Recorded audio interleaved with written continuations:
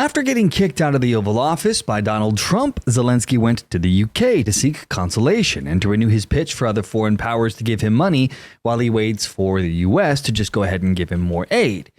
The UK, in turn, with their wannabe dictator, Prime Minister Keir Starmer, proposed his own peace plan. He calls it his coalition of the willing. He wants to put boots on the ground, sending up to 40,000 British troops to Ukraine as a security guarantee, along with a £1.6 billion or $2 billion in financial aid for Ukraine with 5,000 air defense missiles.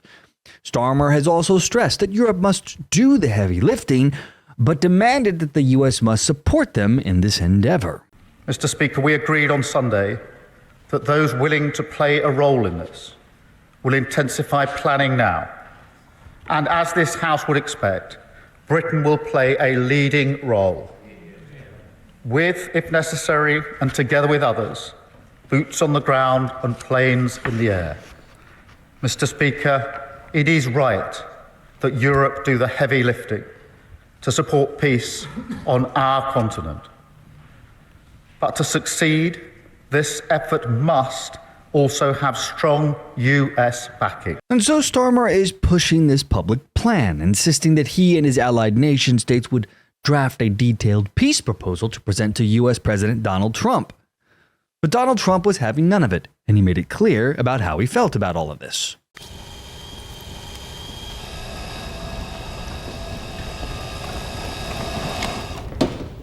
How about no? Trump has slammed the UK coalition of the willing for being weak because once again, all their plans rely on the US to be their backbone. They want we, the American citizens, to foot the bill and to put our lives in danger for their coalition of the willing. As Trump put it, they cannot do the job without the US.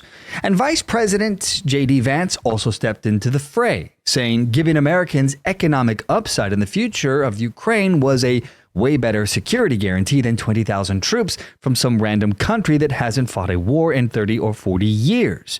And so what do you think Zelenskyy was doing while all of this was happening? If you guessed continuing to dig his own grave, then you get a cookie and a prize. During a meeting in London with European leaders, he said that an end to Moscow's invasion was very far off. And Trump immediately jumped on him, saying this is the worst statement that could have been made by Zelenskyy, and America will not put up with it for much longer. This guy doesn't want there to be peace as long as he has America's backing, essentially saying that Zelenskyy only acts tough as long as the big boys are backing him up.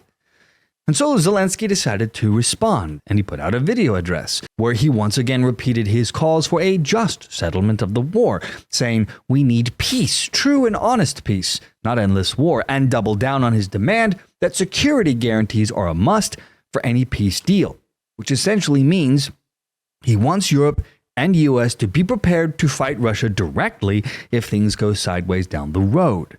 Something that Donald Trump has been explicit about that he will not allow to happen. Having two nuclear powers get involved in a direct conflict would be really, really stupid. This is how you end up with nuclear holocaust. This is why there was a Cold War, for example, during the reign of the USSR. Nobody wanted to have a direct engagement with two nuclear powers. Things could go badly really, really quick. And so Donald Trump decided to put his money where his mouth is. He announced a complete pause to all military aid to Ukraine. The pause affects all pending U.S. military assistance not yet delivered to Ukraine, including equipment in transit or waiting shipment from staging areas like Poland. And here's the thing. Since taking office in January, Donald Trump has not approved any new aid packages. This means that all this halted aid will consist of commitments from Joe Biden and his administration, which is estimated at billions of dollars still in the pipeline. This will include artillery, air defenses, and other critical supplies. The U.S., you see, has provided over $65 billion in military assistance since 2022, and a large portion of that is still undelivered due to production and delivery timelines, which averages about 8 months. There is also, by the way, the uncertainty about whether this pause will extend to intelligence sharing or training programs, and some reports are suggesting that these could also be stopped. Now, Ukraine's military relies heavily on U.S. aid to counter Russia's larger, better equipped forces. We only supply 20% of the military arms that Ukraine gets, but U.S. military aid is considered mission critical. And Kyiv officials are panicking. The Prime Minister, for example, has said that current stockpiles for the Ukraine and domestic resources could sustain frontline efforts temporarily, but military experts warn that prolonged suspension could weaken Ukraine's defenses within a matter of months. Donald Trump's pause here not only flips the bird at all the prattling coming from Keir Starmer of the UK about his coalition of the willing, but the pause ramps up pressure on Ukraine. It's going to nudge them ever further towards a real negotiations deal. Now, as you can expect, there was anger in Ukraine over Donald Trump's move. This is an article from The Guardian. They write, Ukraine reacts with defiance and anger to Trump withdrawal of military aid. Ukraine has reacted with defiance and anger to Donald Trump's suspension of all U.S. military aid, saying the decision amounted to betrayal by an ally and would help Russia to bomb and kill more civilians, which seems absurd considering that we don't owe Ukraine anything. It's not our war. Yes, we feel bad for Ukraine and Ukraine's citizens, but there's no reason that we have to continuously, forever, keep sending them money. We have our own problems at home. Anyway, they go on to write, deliveries of ammunition and vehicles have ceased, including shipments agreed to when Joe Biden was president. Oh, the shock and horror. Ukrainians said the biggest impact was likely to be on Ukraine's ability to defend itself from Russian air attacks, which have escalated in recent weeks. Our technology is superior to those of Europe, is essentially what they're saying.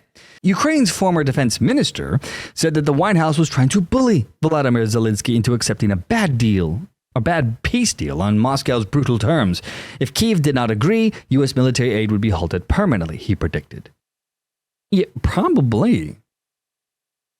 We're not going to be goaded. We're not going to be forced into providing military aid forever for someone who does not want peace. Donald Trump has made it clear he wants the killing to stop. Anyway, the former defense minister goes on to say, I think this is extremely wrong on all different levels. Also, it will not work with Ukraine. Ukraine will never bend to bullies and to bullying. It's as simple as that. So where does this all really go from here then? Well, a White House official has stated that President Trump has been clear that he is focused on peace.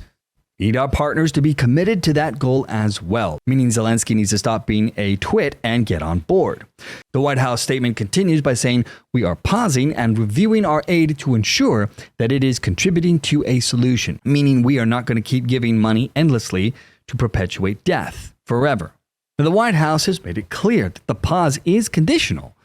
Aid could potentially resume if Ukraine demonstrates a good faith commitment to peace negotiations with Russia, meaning that Zelenskyy needs to stop his constant warmongering and return to the table in a more humble manner, prepared to make a real peace deal. And part of that will involve a mineral deal for the U.S. Trump has pushed this as a means of economic equalization, meaning we have given hundreds of billions of dollars of aid. We want some of that back. It's an investment. It's not a gift. And he has made it clear that Zelenskyy's refusal to sign without security guarantees against future Russian aggression is part of the frustration here. A deal with these security guarantees is essentially asking for a nuclear war somewhere down the road, which once again, Donald Trump has made clear he does not want any part of.